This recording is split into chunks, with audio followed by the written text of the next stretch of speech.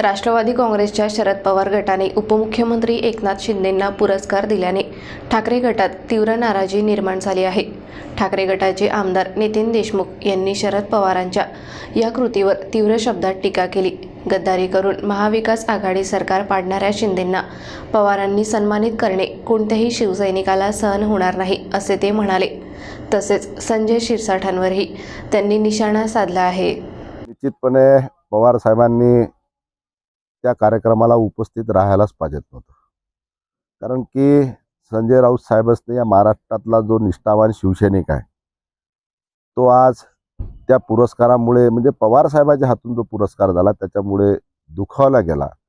पवार साहेबांनी त्या कार्यक्रमाला उपस्थित राहायला नव्हतं पाहिजेत।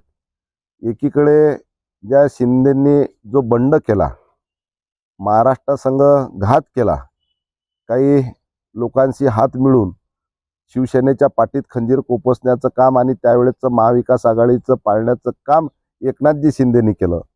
त्यांनाच पुरस्कार पवारसाहेब जर देत असतील तर ते शिवसैनिकाला नाही, कोणत्याच महाराष्ट्रातल्या मराठी माणसाला योग्य वाटणार नाही। त्यांनी तिथं जायला पाहिजे होतं।